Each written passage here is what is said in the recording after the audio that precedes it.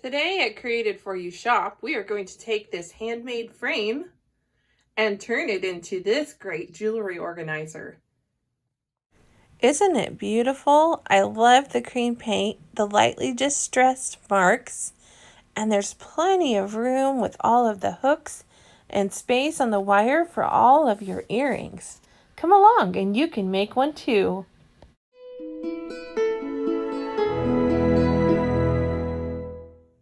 So I used this quilting ruler to mark holes for the 7/8 inch cup hooks every 1 inch.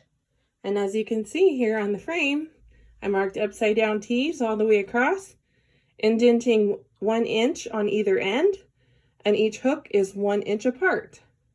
Next step is tapping them. So I went ahead and tapped holes where I made those upside down T's, and I used this needle nose pliers with a nail and a hammer, and I simply placed the nail right where the two lines intersect on the T, and I'll show you that right here. And so there's just a little dent, and that allows a place for my drill bit to set. Next step is drilling the holes. Okay, so I have all the holes drilled in my jewelry organizer. The next step is to paint it. This customer wants a cream colored jewelry organizer with white hooks. Okay, I'm back. This frame has been painted. I have already prepped it. You can see holes that I drilled 1 inch apart on the bottom of the frame. I have also already installed 2 sawtooth hangers on the back. So our next step is to screw in these 7/8 inch white cup hooks. And so I'm going to go ahead and start that. Okay, I have all the hooks installed, and the customer chose white hooks. You could also go with gold hooks. They look like that. So that looks pretty cool with the cream. It just would depend what you're going for. And sorry, I just hit the camera. We also have silver hooks.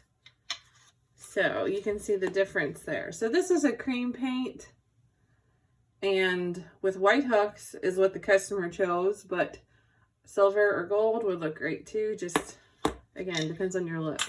Okay, so the next part is to put the wire in and install felt pads. So this is the back. And I have felt pads here. These are 3/4 inch felt pads.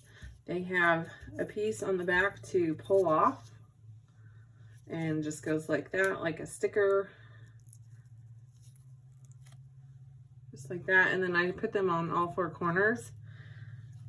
And that gives me enough space so that the earrings aren't hitting the wall and scratching it every time they go in and out or get messed with.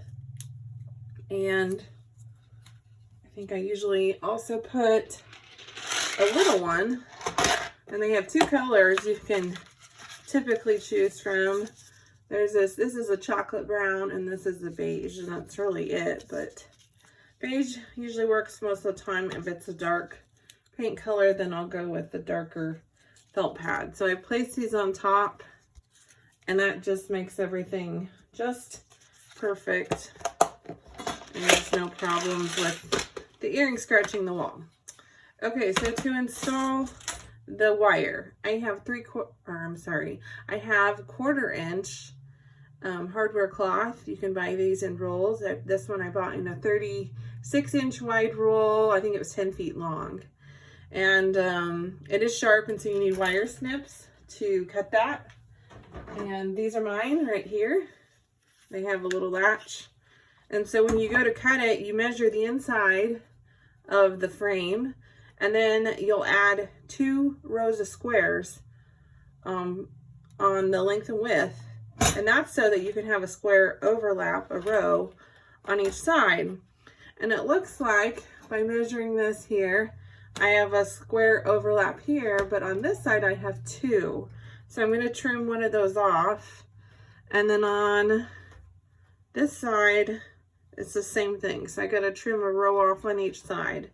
And sometimes when I'm measuring, I will do an extra row just to be safe, because I'd rather have more than enough than not.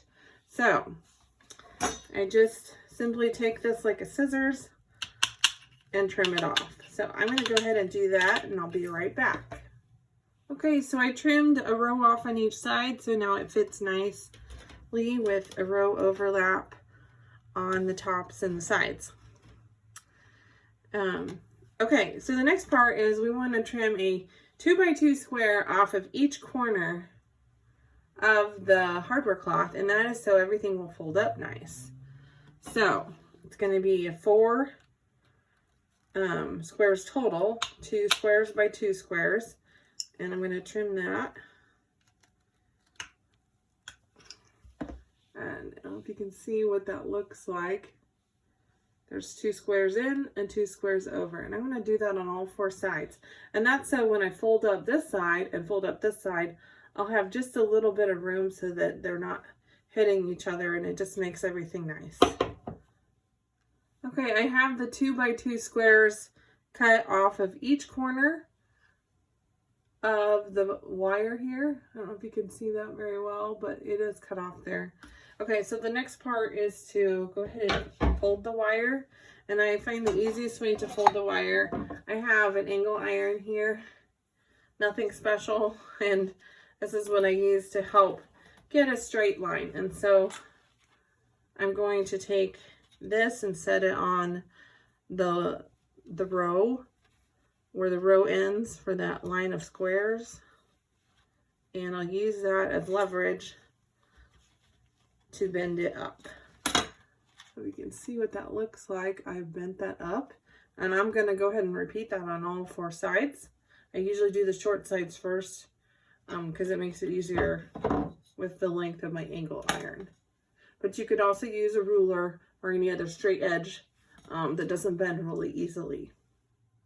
Okay, I have the wire all folded and it fits pretty well.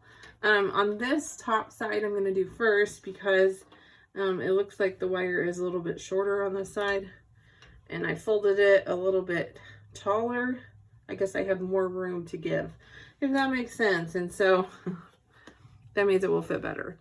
Okay, so I am going to shoot a couple staples. It is really loud, so careful of your ears. I normally put on earplugs, and I will after these first 2. So I just shot a staple in there, shot another one. I'm using 1/4" staples. It looks like this. I get them in a box, and you can buy them at Walmart or Ace or another hardware store. And this is my Craftsman staple gun, and so I'm just setting it in the rabbit, or you could call it the ditch, right here, and you're gonna shoot staples and go all the way around. And I'll be back when that is done. Okay, I have all the staples installed on all 4 corners. You could put a few less staples than I do, but I put an extra. I'd just like that insurance to know that it's not going to come out. Okay, so that's done.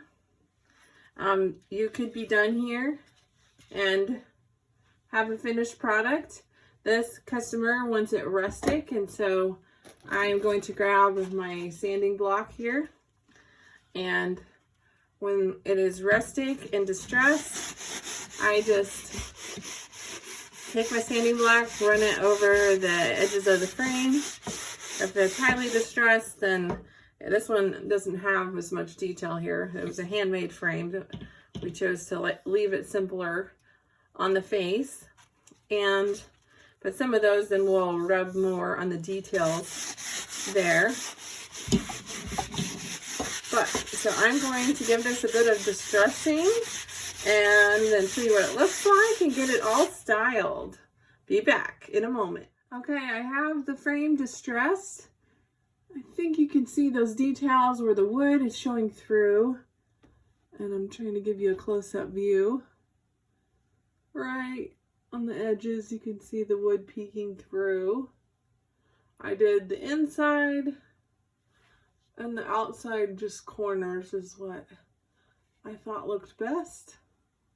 But mostly it's a clean paint job with a rustic touch. Okay, now time to style it.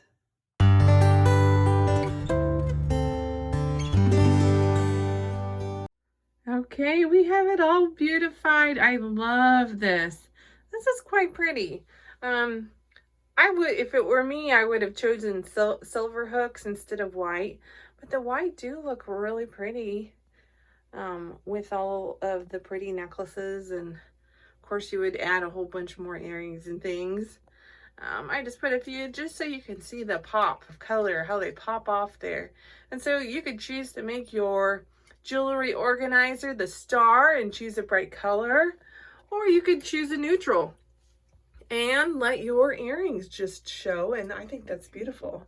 Here you can see the distressing that I did there, and I did some on the edges, and I just see on the sides is where it's popping out on the camera. Oh, and there's some on the bottom that you can see there. And that's just totally up to you. Again, I used a fine sanding block and that worked just great. So this is gorgeous. Now it's your turn. Thanks for watching. And don't forget to like and subscribe.